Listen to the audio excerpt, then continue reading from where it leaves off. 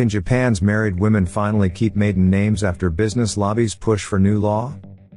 The Kaidanren says the current law prohibiting Japanese women from keeping their maiden names is harming the nation's business. Japan's conservative politicians have been resistant to change as they claim changing the law would undermine the family unit. A campaign by women in Japan to obtain legal equality for their identities has received a boost after the head of the nation's largest business lobby expressed support for a change in the law that would allow women to keep their maiden names after marriage. Campaigners say Japan is the only country in the world that obliges married couples to have the same surname, and unsurprisingly, the man's family name is overwhelmingly the one chosen. Activists say it is a patriarchal remnant of the legal system held in place by conservative male politicians. But the control exercised by those men is coming to an end, activists say, pointing out that if the head of the influential Japan Business Federation, Kaidanren, has come around to the idea of women keeping their maiden names, it is only a matter of time before the traditionalists relent. Kaidanren chairman Masakazu Tokuro on Tuesday expressed his position, which has been the subject of intense debate for nearly 20 years, telling a press conference, "I personally think it should be done. I want it to be implemented as a top priority to support women's working styles." Kaidanren has announced it is drawing up a paper to recommend that the law be amended to allow for different surnames, and that it would be submitted to the government later this year.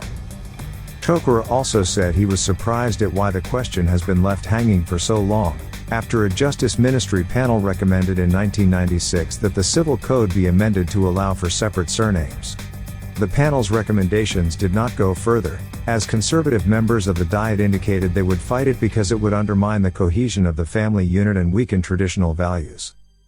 These people have always rejected efforts to change the law and allow equality because they are traditionalists and believe that a unified name is important to consolidating the idea of the family, said Hiromi Murakami, a professor of political science at the Tokyo campus of Temple University. They overlook just how inconvenient the law is for so many women, she told This Week in Asia, pointing to the need to transfer bank, passport and countless other documents over to a new name. But if Kaidanren is behind the idea, then I believe a majority in the government and the ruling Liberal Democratic Party will finally listen, she said. There are still a lot of conservatives in the Diet and I expect there will be resistance to change, so I would describe myself as skeptically optimistic. An editorial in the Mainichi newspaper on February 12 called on the government to summon political courage to change the law, pointing out that Kaidanren is claiming that the issue is harming the nation's business. The organization has received complaints from foreign firms that using a professional name that is different from a legal name has caused problems ranging from women being unable to enter public facilities abroad to being refused accommodation at hotels. Contracts have also been rejected as the signature is not the same as the passport name. But the issue extends beyond work and daily life, the paper said. One's name is integral to their identity. Many feel they have lost a part of themselves, as if their lifetime of achievements has been denied or erased by changing their surname. Studies suggest the public supports the change, with a 2022 survey by the National Institute of Population and Social Security Research showing that 61% of people were in favor of allowing married couples to have different surnames.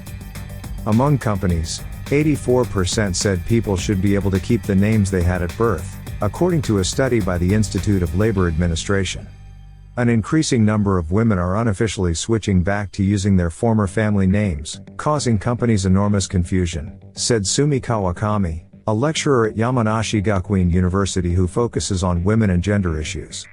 First, companies need to accommodate women's need to get paid to an account that's not in their registered names, as Japanese banks normally require women to change their names after marriage, she said. There have been many reported cases in which women's IDs to conferences get revoked when they go on business trips overseas. It's also harder for women to manage their copyrights or patents if they change their names. And all this makes it difficult for companies to understand their employees' work history, she added.